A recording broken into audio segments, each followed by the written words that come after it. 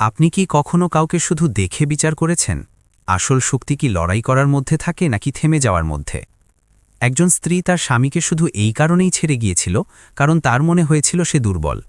কিন্তু যখন সে তার সাথে আবার দেখা করল, তখন পুরো দেশ তার সামনে মাথা নত করে দাঁড়িয়েছিল।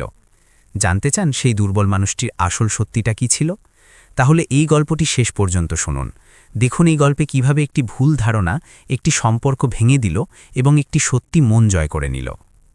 শহরের সেই সন্ধ্যাটি অনেক সুন্দর ছিল, কিন্তু পূজার মনে এক অদ্ভুত তোলপাড় চলছিল।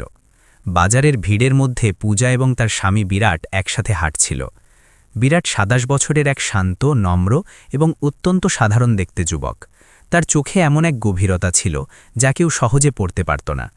অন্যদিকে পূজা, যে চটপটে, উচ্চাকাঙ্ক্ষী এবং আজকের যুগের এক সাহসী মেয়ে, তার মনে হতো যে পুরুষকে পুরুষের মতোই দেখতে হওয়া উচিত।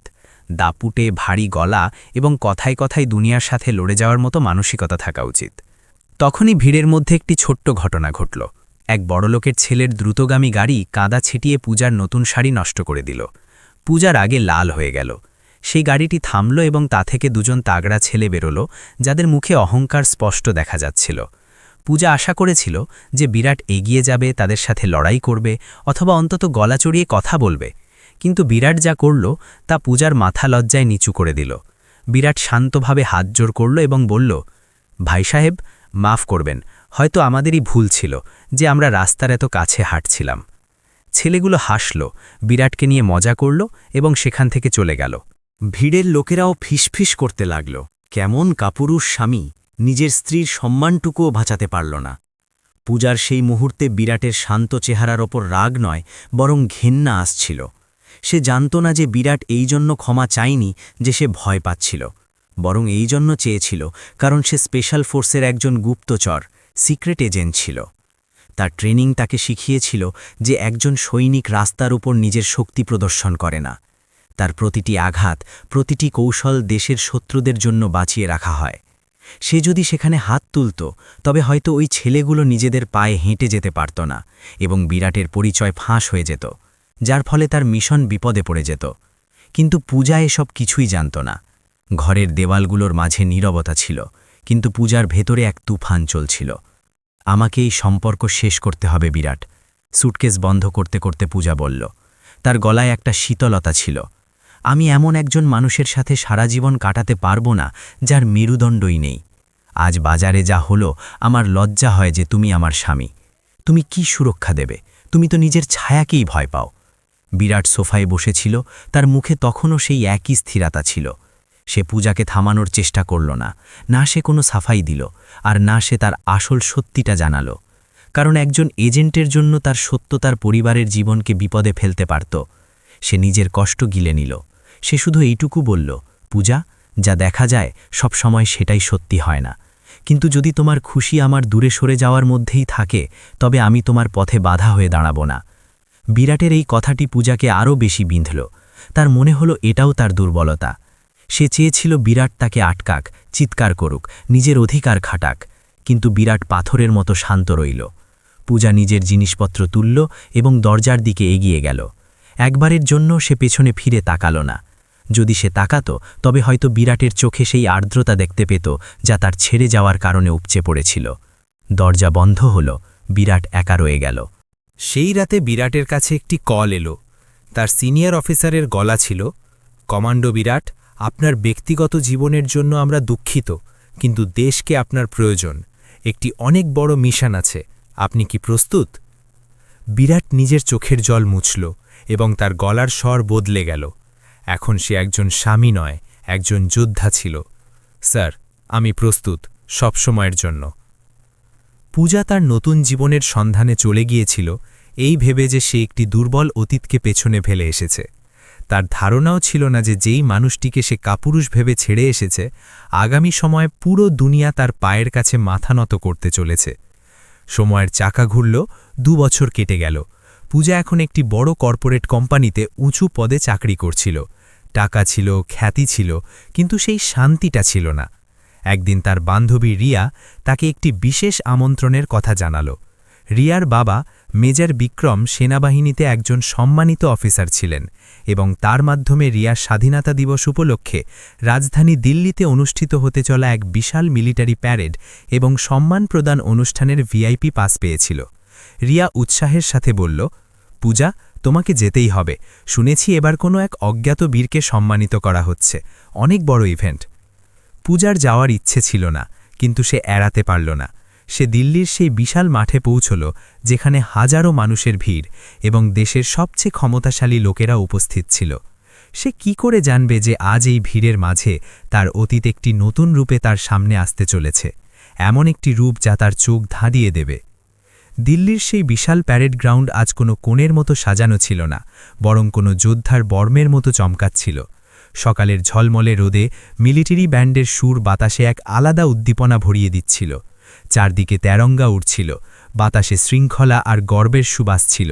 পূজা ভিআইপি এনক্লোজারের প্রথম সারিতে বসেছিল।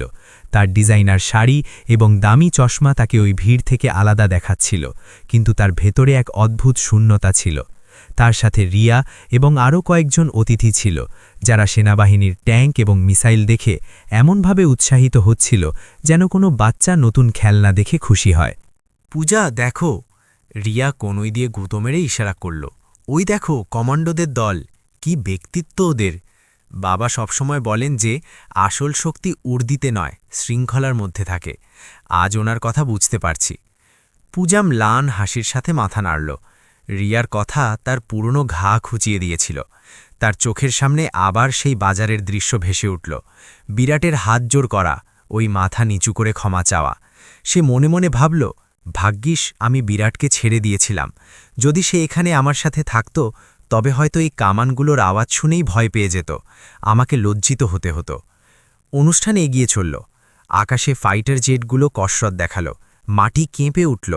চারদিকে ভারত মাতা কি জয় স্লোগান প্রতিধ্বনিত হচ্ছিল। কিন্তু আসল নীরবতা তখন ছেয়ে গেল যখন অ্যানাউন্সমেন্ট সিস্টেমে এক ভারী এবং গম্ভীর আওয়াজ বেজে উঠল।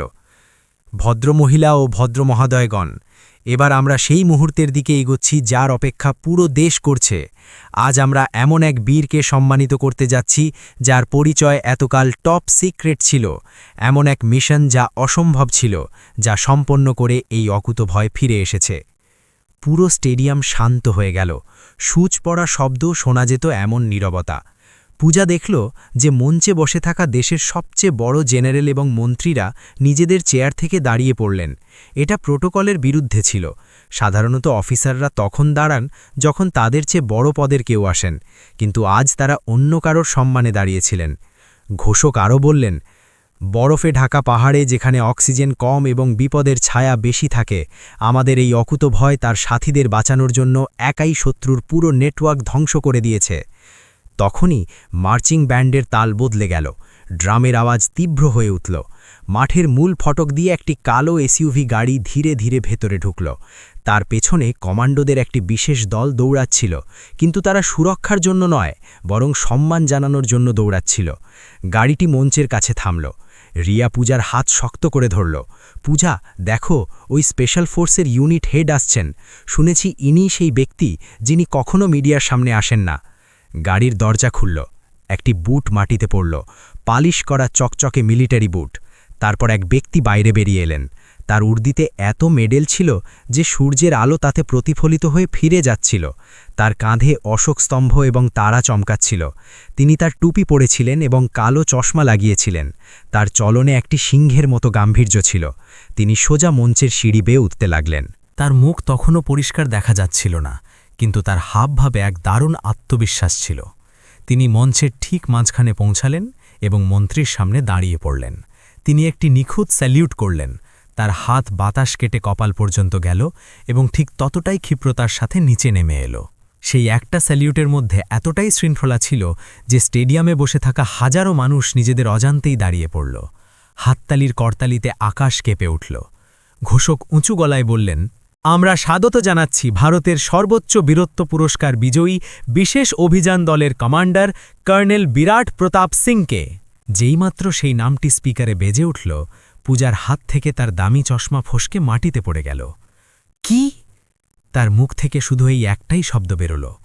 পূজার বুক এত জোরে ধরফর করতে লাগল যে তার মনে হলো সেটা বুক চিরে বেরিয়ে আসবে। সে নিজের চোখ কচলাল।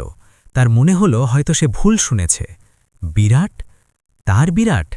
সেই সাধারণ এক কেরানির মতো দেখতে ছেলেটি কর্নেল? তখনই মঞ্চের ওপর দাঁড়িয়ে থাকা সেই অফিসার নিজের কালো চশমা খুললেন। বড় স্ক্রিনে তার মুখ জুম করা হলো। একই চোখ, একই শান্ত চেহারা, একই গভীর স্থিরতা। শুধু পার্থক্য এইটুকু ছিল যে আজ সেই চোখে ওই কোমলতা ছিল না যা পূজার জন্য থাকত, বরং এক ইস্পাত কঠিন দীপ্তি ছিল যা শত্রুদের নাস্তানাবুদ করে দিয়েছিল। সেই বিরাটই ছিল যাকে পূজা বাজারে কাপুরুষ বলে ছেড়ে এসেছিল। পূজার পায়ের তলা থেকে মাটি সরে গেল। তার মাথা ঘুরতে লাগল। তার আশেপাশের দুনিয়া ঘোলাটে হয়ে গেল। রিয়া চিৎকার করছিল, পূজা, পূজা, একে তো তোমার স্বামীর মতো লাগছে। হে ভগবান, এ কি সেই? কিন্তু পূজা কিছুই শুনতে পাচ্ছিল না। তার শুধু বাজারের সেই ঘটনাটির কথা মনে পড়ছিল। ওই ছেলেগুলো, ওই বিলাটের হাত জোড় করা। আজ সে বুঝতে পারছিল যে ওই হাত জোড় করাটা ভয় ছিল না, সেটা ছিল একটি সিংহের নীরবতা, যে জানত যে সে যদি থাবা মারে তবে সামনের জনের অস্তিত্ব মুছে যাবে। সে নিজের শক্তির অপমান হতে দেয়নি। সে নিজের শক্তিকে সুরক্ষিত রেখেছিল দেশের জন্য। মঞ্চে মন্ত্রী বিরাটের বুকে আরও একটি মেডেল পরিয়ে দিচ্ছিলেন। বিরাটের মুখে কোনো অহংকার ছিল না, ছিল শুধু এক নম্র হাসি। সেই হাসিটি যাকে পূজা দুর্বলতা ভেবেছিল। পূজার চোখ থেকে কান্নার স্রোত বইতে লাগল। এই কান্না খুশির ছিল না, এটা ছিল অনুশোচনার কান্না, যা তার ঘাল বেয়ে পড়ছিল। সে সেখানে ভিআইপি সিটে বসেছিল, কিন্তু তার মনে হচ্ছিল যে সে এই পুরো স্টেডিয়ামের মধ্যে সবচেয়ে ছোট আর তুচ্ছ মানুষ। তখনই বিরাট মাইক ধরল। তার ভারী এবং গমগমে আওয়াজ পুরো স্টেডিয়ামে শোনা গেল। এই সম্মান আমার নয়, বিরাট বলল। এটি সেই সব সাথীদের যারা আর ফিরে আসেনি, এবং এটি সেই বিশ্বাসের যা এই দেশ আমাদের ওপর রাখে। একজন সৈনিকের সবচেয়ে বড় শক্তি তার উর্দি নয়, তার পরিবার হয়, যারা তার পেছনে দাঁড়িয়ে থাকে। বিরাট থামল। তার নজর ভিড়ের দিকে ঘুরল। সে কি পূজাকে খুঁজছিল? না, এত দূর থেকে তা সম্ভব ছিল না। কিন্তু পূজার মনে হল বিরাটের সেই কথাটি সোজা তার বুকে তীরের মতো বিঁধেছে। পরিবার, যারা পেছনে দাঁড়িয়ে থাকে। পূজা তো তার সঙ্গ ছেড়ে দিয়েছিল। অনুষ্ঠান চলছিল, কিন্তু পূজার জন্য সময় থমকে গিয়েছিল। তার পক্ষে এখন সেখানে এক মুহূর্তও থাকা ভারী হয়ে উঠছিল। কিন্তু গল্প এখনও শেষ হয়নি। নিয়তি পূজা এবং বিরাটের জন্য আরও একটি দেখা হওয়ার সুযোগ লিখে রেখেছিল। এমন একটি সাক্ষাৎ যেখানে শব্দের কোনো প্রয়োজন হবে না। অনুষ্ঠান শেষ হয়ে গিয়েছিল, কিন্তু বাতাসে তখনও উদ্দীপনা আর আবেগ ভাসছিল। ভিড় কমতে শুরু করেছিল, এবং ভিআইপি অতিথিদের হাইটি অর্থাৎ চা চক্রের জন্য একটি বিশেষ লনে নিয়ে যাওয়া হচ্ছিল। পূজার পা তার মনের স্বাদ দিচ্ছিল না। তার মনে হচ্ছিল সে মাটির নিচে মিশে যায়। সে সেখান থেকে পালিয়ে যেতে চাইছিল, অনেক দূরে, যেখানে তাকে নিজের ভুলের আয়না দেখতে না হয়। সে তার পার্স তুলল এবং বাইরের দিকে যাওয়ার জন্য ঘুরল, কিন্তু ঠিক তখনই তার বান্ধবী রিয়া তার হাত শক্ত করে ধরে ফেলল। পূজা, কোথায় যাচ্ছ? আরে, কর্নেল বিরাটের সাথে দেখা করার সুযোগ মিলেছে, চলো ছবি তুলব। এমন সুযোগ জীবনে বারবার মেলে না। পূজা বারণ করার চেষ্টা করল। তার গলা কাঁপছিল। না রিয়া, আমার শরীর ঠিক লাগছে না। কিন্তু রিয়া তার কোনো কথাই শুনল না, এবং তাকে টানতে টানতে সেই জমায়েতের দিকে নিয়ে গেল যেখানে দেশের বড় বড় জেনারেল, মন্ত্রী এবং শিল্পপতিরা দাঁড়িয়েছিলেন। সেই জমায়েতের ঠিক মাঝখানে সূর্যের মতো চমকাচ্ছিল বিরাট। উর্দিতে তার উচ্চতা আরও বেশি লাগছিল। তার মুখে এখন আর সেই দ্বিধা ছিল না যা পূজার মনে ছিল, বরং এমন এক আত্মবিশ্বাস ছিল যা পাহাড়কেও কাঁপিয়ে দিতে পারে। লোকেরা তার সাথে হাত মেলানোর জন্য লাইনে দাঁড়িয়েছিল। বড় বড় অফিসাররা তার সাথে কথা বলার সময় সম্মানে মাথা নিচু করছিলেন। পূজার হৃদয় যেন গলা পর্যন্ত উঠে এসেছিল। প্রতিটি পা ফেলার সাথে সাথে তার বুকে ভারী বোঝার মতো লাগছিল। যেই তারা ওই দলের কাছে পৌঁছাল, একজন বুর্শিয়ান জেনারেল রিয়া এবং পূজার দিকে তাকালেন। আসুন কর্নেল, দেখা করুন, ইনি মেজর বিক্রমের মেয়ে মিস রিয়া এবং মিসেস পূজা। বিরাটের নজর ঘুরল। সময় যেন থমকে দাঁড়াল। চারপাশের আওয়াজ, হাসি ঠাট্টা, কাপ প্লেটের টুংটাং শব্দ, সব কিছু পূজার জন্য উধাও হয়ে গেল। শুধু বিরাটের সেই গভীর কালো চোখ দুটোই দেখা যাচ্ছিল। পূজার ভয় হচ্ছিল যে বিরাট এবার সব কিছু উগড়ে দেবে। সে হয়তো বলবে, আরে, এ তো সেই নারী যে আমাকে কাপুরুষ ভেবে ছেড়ে চলে গিয়েছিল। অথবা হয়তো সে ব্যঙ্গ করবে, তাকে নিয়ে মজা করবে। পূজা নিজের অপমানের জন্য প্রস্তুত ছিল। সে নিজের চোখ নিচু করে নিল, কিন্তু বিরাট যা করল তা পূজার আত্মাকে নাড়িয়ে দিল। বিরাট তার টুপিটি হালকা করে ঠিক করল, মুখে এক অত্যন্ত নম্র এবং আনুষ্ঠানিক হাসি ফুটিয়ে তুলল, আর ধীরে করে বলল, নমস্তে ম্যাম, জয় হিন্দ, দেশের সেনাকে সমর্থন করার জন্য ধন্যবাদ। তার গলায় কোনো তিক্ততা ছিল না, না কোনো পুরনো ব্যথা আর না কোনো পরিচয়ের চিহ্ন। সে পূজার দিকে এমনভাবে তাকালো যেন সে কোনো অচেনা মানুষ, একজন সম্মানিত অচেনা ব্যক্তি। এই অচেনা ভাব পূজার কাছে কোনো চড়ের চেয়ে কম ছিল না। যদি সে চিৎকার করত তবে হয়তো পূজার শান্তি হতো যে তার মনে তো আছে, কিন্তু বিরাট তাকে তার মর্যাদার বর্ম থেকে বাইরেই আসতে দিল না। সে পূজার রহস্যকে, তাদের ভেঙে যাওয়া সম্পর্ককে সবার সামনে তামাশা বানাল না। তখনই পাশে দাঁড়িয়ে থাকা এক তরুণ ক্যাপ্টেন প্রবল উৎসাহে বললেন, ম্যাম, আপনি ভাগ্যবান যে কর্নেল সাহেবের সাথে দেখা করছেন। আপনি কি জানেন ওনার ইউনিটে আমরা ওনাকে দ্য সাইলেন্ট স্টর্ম বলি? রিয়া কৌতূহল নিয়ে জিজ্ঞেস করল, কেন? ক্যাপ্টেন বিরাটের দিকে শ্রদ্ধার সাথে তাকিয়ে বললেন, কারণ কর্নেল সাহেব বলেন যে একজন সত্যিকারের যোদ্ধার পরিচয় তার আঘাতে নয়, বরং তার সংযমের মাধ্যমে হয়। ওনার কাছে এমন শক্তি আছে যে উনি এক হাতেই 10 জন মানুষকে মাটিতে মিশিয়ে দিতে পারেন, কিন্তু উনি নিজের শক্তি কখনো সাধারণ নাগরিকদের ওপর দেখান না। কেউ তাকে গালি দিক, ধাক্কা দিক বা অপমান করুক, উনি পাথরের মতো শান্ত থাকেন, কারণ উনি জানেন যে ওনার হাত দেশের রক্ষার জন্য, রাস্তায় লড়াই করার জন্য নয়। ক্যাপ্টেনের এই কথাগুলো পূজার কানে গলিত সীসার মতো নামছিল। বাজারের সেই দৃশ্য তার চোখের সামনে নাচতে লাগল। ওই ছেলেগুলো, ওই কাদা, বিরাটের হাত জোর করা। বিরাট ভয় পায়নি, বিরাট তাকে বাঁচাচ্ছিল নিজের কাছ থেকে, নিজের সেই শক্তির হাত থেকে, যা যদি অনিয়ন্ত্রিত হয়ে পড়ত তবে ধ্বংসলীলা ঘটে যেত। সেই অপমানের বিষ নীরবে পান করেছিল শুধু নিজের আদর্শ আর নিজের পরিচয় গোপন রাখার জন্য। পূজার চোখ থেকে কান্নার বন্যা আটকালেও আটকাচ্ছিল না। ম্যাম, আপনি ঠিক আছেন তো? বিরাট জিজ্ঞেস করল। তার গলায় এখনও সেই একই স্থিরতা ছিল।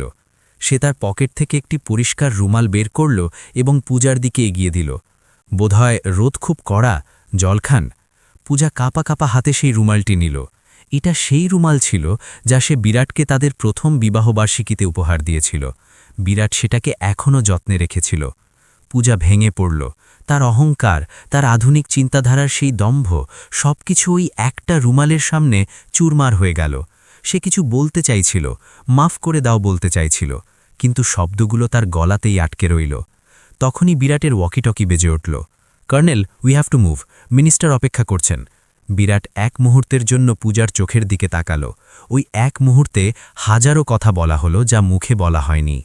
তার চোখে একটি বার্তা ছিল, আমি সেই একই মানুষ পূজা, শুধু তোমার দেখার দৃষ্টিভঙ্গি বদলে গিয়েছিল।